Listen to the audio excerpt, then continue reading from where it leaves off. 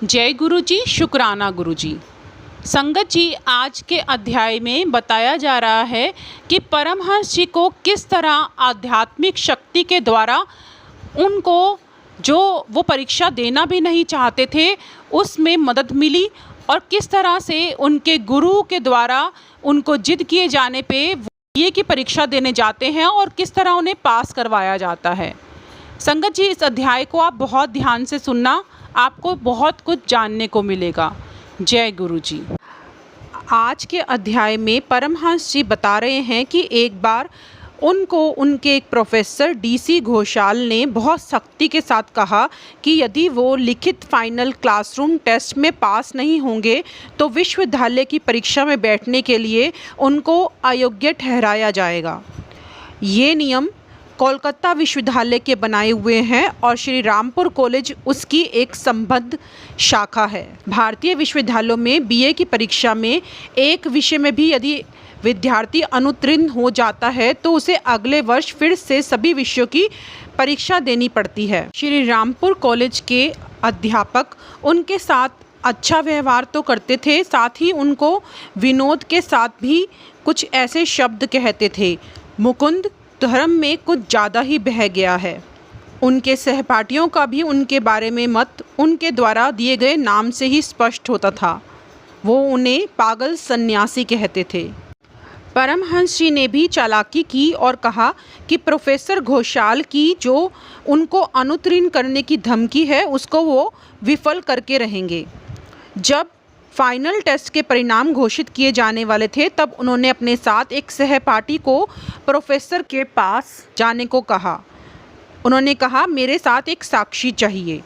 जब वो प्रोफेसर के पास जाते हैं और उनसे कहते हैं कि मेरी उत्तर पत्रिका कहाँ है और उसमें कितने अंक हैं, तो प्रोफेसर उनको बहुत ही विजयी मुद्रा के साथ जवाब देते हैं कि जो लोग पास हुए हैं उनमें तुम नहीं हो। इसमें तुम्हारी उत्तर पत्रिका ही नहीं है, परीक्षा में ना बैठने के कारण तुम वैसे ही अनुत्तीर्ण हो गए हो। तो परमहंस जी हंसते हैं और कहते हैं, सर मैं परीक्षा में बैठा था, क्या इस गट्ठे को मैं देख सकता हूँ? प्रोफेसर ने उनको अनुमति दे दी। शीघ्र ही परमहंस जी ने उत्तर पत्रिका अपनी ढूंढ निकाली। उन्होंने अपनी उत्तर पत्रिका में अपने रोल नंबर के अतिरिक्त और कोई पहचान ही नहीं रखी थी, जिसके कारण प्रोफेसर उनके साथ कुछ चालाकी खेल सके। उनके नाम की लाल झंडी ना दिखने के कारण पाठ्य पुस्तकों के उद्धरणों से अलंकृत ना होने पर भी प्रोफेसर ने उनके उत्तरों को अच्छे अंक दे दिए थे। उनकी इस चालाकी पर प्रोफेसर गरज उठे और कहा, केवल तुम्हारी किस्मत बलवान है, अब तुम बीए की परीक्षा में अवश्य फेल हो जाओगे। परमहंस जी सभी विषयों की अपनी टेस्ट परीक्षा में बहुत ही कष्टप्रद रूप से परंतु सफलतापूर्वक पास हो गए। सभी विषयों में उनको कुछ न्यूनतम उत्तीर्ण अंक ही जितने अंक मिले। कॉलेज की 4 वर्ष की पढ़ाई के बाद जब परमहंस जी परीक्षा में बैठने के योग्य हो गए, परंतु इस अवसर से उन्हें कोई लाभ उठा पाने की आशा नहीं के बराबर थी। लगभग प्रतिदिन श्री युक्तेश्वर जी के पास जाने के कारण कॉलेज जाने का उन्हें समय बहुत ही कम मिलता था। उनकी उपस्थिति से ही छात्र विस्मय हो जाते थे। उनकी दिन की शुरुआत सुबह 9:30 बजे साइकिल पर निकल पड़ने से होती थी। एक हाथ में वो गुरुदेव को अर्पित करने के लिए छात्रावास के बगीचे से फूल चुनकर लाते थे और अपने गुरुदेव को अर्पित करते थे। दोपहर का खाना कई बार वो उनको वहीं खाने के लिए कहते और वो उनके साथ ही खाना खा लेते थे। नित्य ही इसी तरह से उनके दिन व्यतीत हो रहे थे। घंटों श्री युक्तेश्वर जी के सानिध्य में उनका उपदेश लेना और आश्रम के कार्यों में सहायता करना, यही उनकी दिनचर्या बन जाता था। कभी कभी वो वहीं पर अपने गुरुदेव के पास ही रुक जाया करते थे और कभी पंथी छात्रावास के लिए वापस आ जाया करते थे।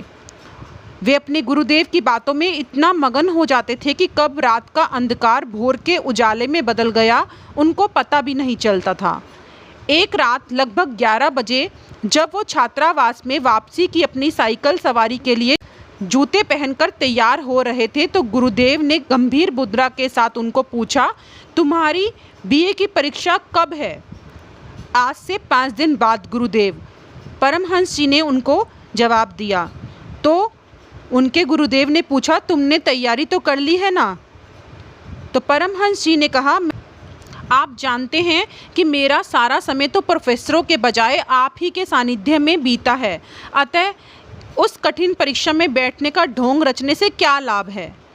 श्री युक्तेश्वर जी ने उनकी आंखों में देखा और कहा, तुम्हें परीक्षा देनी ही होगी। हमें तुम्हारे पिताजी को और अन्य रिश्तेदारों को कोई ऐसा अवसर नहीं देना है जिससे वे आश्रम जीवन के प्रति तुम्हारी अभिरुचि की आलोचना कर सकें। उनके गुरुदेव उनको कहते हैं कि इतना वचन दो कि तुम परीक्षा में बैठोगे, तुमसे जैसे बने वैसे उत्तर लिखना। परमहंस जी की आंखों में आंसू आ गए। उन्हें लगा कि गुरुजी की आज्ञा अनुचित थी और इस ओर ध्यान देने में और कुछ नहीं तो विलंब उन्होंने अवश्य कर दिया है। परमहंस जी ने सिसकते हुए उन्हें कहा, यदि आपकी ऐसी ही इच्छा है तो परीक्षा में तो मैं बैठ जाऊंगा, परंतु अभी उचित तैयारी करने का समय नहीं मिल रहा है। फिर उन्होंने अपने आप से ही ये कहा कि प्रश्नों के उत्तर में मैं आपके ही उपदेशों से उत्तर पत्रिकाएं भर दूंगा। दूसरे दिन जब वो हर रोज की तरह आश्रम में पहुँचे तो उन्होंने अपने फूल श्री युक्तेश्वर जी को अर्पित किए।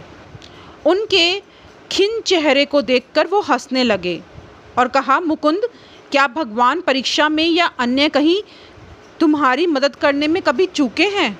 परमहंस जी ने कहा, नहीं गुरुदेव। उनके गुरुदेव ने उनको बहुत प्रेम से कहा कि कॉलेज में गौरव प्राप्त करने के प्रयास से तुम्हें तुम्हारे आलस्य ने नहीं बल्कि ईश्वर प्राप्ति के ज्वलंत उत्साह ने रोका है। थोड़ी देर बाद चुप रहने के बाद उन्होंने बाइबल के एक वचन को कहा, पहले ईश्वर के साम्राज्य को और उसकी नीति परायणता को प्राप्त करने का प्रयास करो, तब अन्य सारी चीज़ें तुम्हें अपने आप ही मिल जाएंगी। उनकी इन बातों को सुनकर उनके मन का बोझ फिर दोबारा गुरुदेव ने हल्का कर दिया। उन्होंने कहा, तुम्हारा मित्र रमेश चंद्र दत्त क्या अब भी तुम्हारे छात्रावास में रहता है? परमहंस जी ने कहा, जी गुरुदेव, उससे मिलो, प्रभु उसे तुम्हारी परीक्षा की तैयारी में सहायता करने की प्रेरणा देंगे। परमहंस जी ने कहा, ठीक है गुरुदेव, परंतु रमेश इस समय अत्यंत व्यस्त है। उसने ऑनर्स ले रखा है और अन्य छात्रों की अपेक्षा उसका पाठ्यक्रम भी अधिक है। गुरुदेव ने उनकी शंकाओं की ओर कोई ध्यान नहीं दिया। तुम्हारे लिए रमेश समय निकालेगा, अब तुम जाओ, उन्होंने परमहंस जी से कहा। परमहंस जी साइकिल से पंथी की तरफ वापस लौटे। छात्रावास में पहुंचते ही उन्होंने सर्वप्रथम जिससे भेंट की वो थे विद्याभ्यासी रमेश। उन्होंने बहुत ही झिझकते हुए उनको अनुरोध किया और उन्होंने उनका अनुरोध स्वीकार कर लिया और उनसे कहा, मैं तुम्हारी सेवा में उपस्थित हूँ। और उस दिन के बाद कई दिनों तक उन्होंने उनके विषयों की परीक्षा के लिए तैयारी करने में कई घंटे व्यतीत किए। एक दिन रमेश ने परमहंस जी से कहा, मुझे लगता है कि अंग्रेजी साहित्य में अनेक प्रश्न चाइल्ड हेरोल्ड द्वारा अपनी यात्रा के लिए अपनाए गए रास्ते से संबंधित होंगे। जो रास्ता अपनाया था उससे संबंधित होंगे। हमें तुरंत एक एटलस लाना चाहिए। परमहंस जी जल्दी जल्दी चाचा के घर गए और एक एटलस मांग लाए। रमेश ने यूरोप के नक्शे में उन सभी स्थानों पर चिन्ह लगा दिए जहां वायरन का वह रोमांचिक यात्री गया था। रमेश ने उनको बताया। तब कुछ सहपाठी उसके मार्गदर्शन को सुनने के लिए उनके इर्द गिर्द खड़े हो गए। एक बैठक के अंत में उनमें से एक ने परमहंस जी को कहा, रमेश तुम्हें गलत सलाह दे रहा है। साधारणतः केवल 50% प्रश्न ही पुस्तकों के बारे में होते हैं, अन्य आधे प्रश्न लेखकों की जीवनी से संबंधित होते हैं। जब परमहंस जी के हाथ में अंग्रेजी साहित्य का वो प्रश्न पत्र आया तो उस पर प्रथम दृष्टि डालते ही उनकी आंखों से आंसू बहने लगे। उस कमरे में जो परीक्षा लेने वाले अध्यापक थे वो उनके पास आए और उनसे सहानुभूतिपूर्वक पूछने लगे तो उन्होंने कहा कि मेरे महान गुरु ने पहले ही मुझे बता दिया था कि रमेश मेरी सहायता करेंगे। और देखिए, रमेश ने मुझे जिन जिन प्रश्नों के आने की संभावना बताई थी वही सब प्रश्न इस पत्रिका में आए हैं। परमहंस जी परीक्षा देकर छात्रावास लौटे तो छात्रों ने उनको देखकर जोर से हर्ष ध्वनि की। दिन प्रतिदिन प्रत्येक प्रश्न पत्रिका में रमेश के द्वारा बताए हुए प्रश्न आने के कारण पूरे कॉलेज में ये बात बिजली की तरह फैल गई कि चमत्कार जैसा कुछ घटित हो रहा है। और ये बात फैल गई कि पागल सन्यासी का परीक्षा में उत्तीर्ण होना संभव लग रहा है। एक दिन परमहंस जी को अपनी एक भूल नजर आई कि जब वो प्रश्न पत्रिका में से कुछ प्रश्न जो 2 भागों में विभाजित किए हुए होते हैं, क या ख तथा ग या घ, तो वो क्या कर रहे थे, वो एक ही प्रश्न का उत्तर लिखने की बजाय प्रथम विभाग के दोनों प्रश्नों के उत्तर लिख रहे थे। दूसरे विभाग को वो लापरवाही से अनदेखा कर रहे थे। उस परीक्षा में अधिक से अधिक 33 अंक ही मिल सकते थे, जो कि न्यूनतम उत्तीर्णांक 36 से 3 कम थे। वो गुरुदेव के पास शीघ्र पहुंच गए और उन्होंने अपनी भूल गुरुदेव को बता दी। उन्होंने कहा, गुरुदेव, मैंने अक्षम्य भूल कर दी है। मैं रमेश के माध्यम से मिली ईश्वरीय कृपा के योग्य नहीं हूँ, मैं अपात्र हूँ। श्री युक्तेश्वर जी ने कहा, बिल्कुल चिंता मत करो, मुस्कुराओ मुकुंद। उन्होंने कहा, सूर्य चंद्र आकाश में अपने स्थानों की अदला बदली कर सकते हैं, परंतु तुम्हें विश्वविद्यालय की उपाधि मिलना नहीं रुक सकता। उन्होंने हिसाब लगाया था, उससे तो उनको पास होना बिल्कुल असंभव लग रहा था। जब आश्रम से वो बाहर निकले तो उनका मन काफ़ी शांत हो गया था। वो पंथी वापस पहुँचे तो एक सहपाठी का स्वर उनके कानों में पड़ा। मैंने अभी अभी सुना है कि इस वर्ष पहली बार अंग्रेजी साहित्य में उत्तीर्ण होने के लिए आवश्यक न्यूनतम उत्तीर्णांक को घटा दिया गया है। हंस जी बहुत तेजी से उस लड़के के कमरे में घुसे और उत्सुकता से उनसे पूछा। उसने हंसते हुए कहा, जटाधारी साधु महाराज, पढ़ाई लिखाई में अचानक इतनी उत्सुकता क्यों? अंतिम क्षण में रोने धोने से क्या लाभ? परंतु यह सच है कि उत्तीर्णांक को घटाकर 33 कर दिया गया है। परमहंस जी खुशी के मारे उछलने लगे। उनको ये पूरा एहसास हो गया था कि रमेश के माध्यम से कोई आध्यात्मिक शक्ति उनको साथ दे रही है। एक दिन जब परमहंस जी छात्रावास से निकलकर परीक्षा की ओर जा रहे थे तो उनको याद आया कि बंगला भाषा के विषय में उन्हें कोई मार्गदर्शन नहीं मिला था। उनको रमेश ने पुकारा। एक सहपाठी ने अधीर होकर उनको कहा, रमेश तुम्हारे लिए चिल्ला रहा है, परंतु आप वापस मत जाओ, वरना हम लोगों को परीक्षा के लिए देर हो जाएगी। उसकी बातों की तरफ परमहंस जी ने बिल्कुल ध्यान नहीं दिया और रमेश के पास पहुंच गए। रमेश ने कहा कि हमारे बंगाली लड़के साधारणतः बंगला भाषा में आसानी से पास हो जाते हैं, परंतु आज उनके मन में अभी अभी ये शंका उठी है कि इस वर्ष अपेक्षित पठन की पुस्तकों से प्रश्न पूछकर प्राध्यापकों ने विद्यार्थियों की बलि चढ़ाने की योजना बनाई है। उन्होंने फिर 19वीं शताब्दी के सुप्रसिद्ध बंगाली समाज सेवक विद्यासागर के जीवन की 2 कहानियां संक्षेप रूप से परमहंस जी को बताई। रमेश का धन्यवाद करके परमहंस जी तुरंत साइकिल से कॉलेज पहुंच गए। वहां उन्होंने देखा कि बंगला के प्रश्न पत्र में 2 विभाग थे। पहले विभाग में विद्यासागर के समाज कार्य की 2 घटनाओं का ही वर्णन किया हुआ था। पहले विभाग में लिखा था, विद्यासागर के समाज कार्य की 2 घटनाओं का वर्णन करो। जब परमहंस जी ने ये देखा तो मन ही मन धन्यवाद किया कि अंतिम क्षण में भी रमेश ने किस तरह उनको बुलाकर उनकी मदद की। वो कॉलेज में पढ़े लोगों को ये बात करते हुए सुनते थे कि उन्हें कॉलेज में जो रट के ज्ञान प्राप्त करते थे उसका कुछ ही अंश उन्हें याद रह पाता था।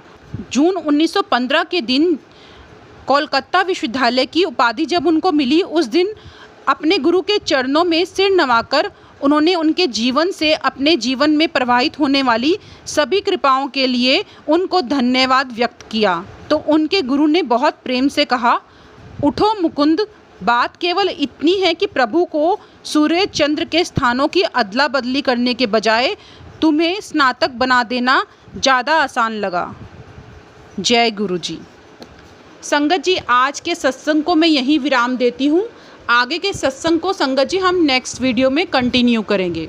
संगत जी आप सत्संग को शेयर भी जरूर किया करो, क्योंकि गुरुजी कहते हैं सत्संग सुनने वाले दा भी कल्याण, सत्संग सुनाने वाले दा भी कल्याण। तो संगत जी हम सबको मिलकर कल्याण का हिस्सेदारी बनना है और सत्संग को जरूर शेयर करना है। जय गुरु जी, शुक्राना गुरु जी।